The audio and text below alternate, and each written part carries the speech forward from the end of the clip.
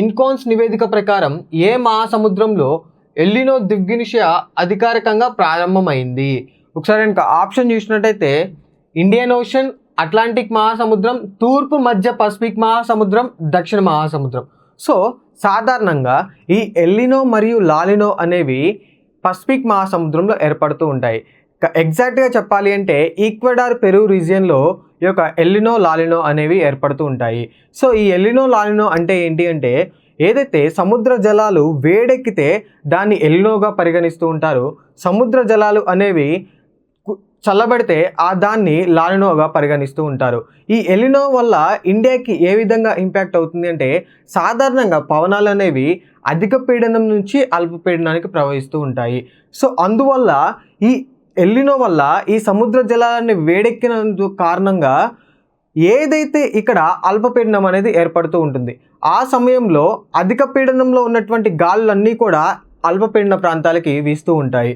So ఇదే టైంలో ఇండియాకి వచ్చేటువంటి ఋతుపవనాలు ఏవైతే ఉంటాయో నైరుతి ఋతుపవనాలు, అవి ఏదైతే అల్పపీడన ప్రాంతం ఉందో ఎలినోకి ఆ రీజియన్కి ప్రవహిస్తూ ఉంటాయి. దీనివల్ల భారతదేశానికి రావాల్సినటువంటి ఋతుపవనాలు అనేవి రావు.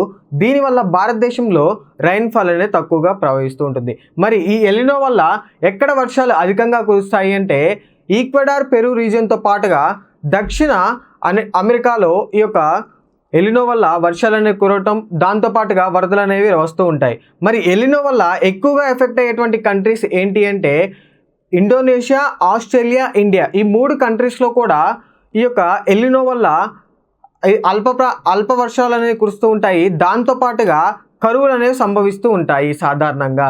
సో ఈ ఎలినో అనేది ఎప్పటి వరకు కొనసాగుతుందని తెలియజేస్తున్నారంటే, ఈ నివేదిక ప్రకారము, ఇన్కాన్స్ నివేదిక ప్రకారము మే 2026 నుంచి జనవరి 2027 వరకు ఈ ఎలినో అనేది ఉండవచ్చు అని ఈ నివేదిక ద్వారా తెలియజేస్తూ ఉన్నారు. So correct option for this question east central Pacific ocean. ఈ యొక్క ఈస్ట్ సెంట్రల్ పసిఫిక్ ఓషన్ ప్రాంతంలో ఎలినో మరియు లాలినో అనేటువంటి ఒక ఫినామినన్స్ ఏర్పడుతూ ఉంటాయి. వీటి వల్ల భారతదేశానికి రైన్ఫాల్ అనేది తక్కువగా వస్తూ ఉంటుంది. ముఖ్యంగా ఎలినో ఏర్పడితే భారతదేశానికి తక్కువ రైన్ఫాల్ అనేది వస్తుంది. లాలినో కనుక ఏర్పడితే భారతదేశానికి సాధారణ వర్షపాతాలు అనేవి వస్తూ ఉంటాయి. సాధారణ నుంచి ఎక్కువ వర్షపాతాలు అనేవి వస్తూ ఉంటాయి. So correct option for this question east central Pacific ocean. Thank you.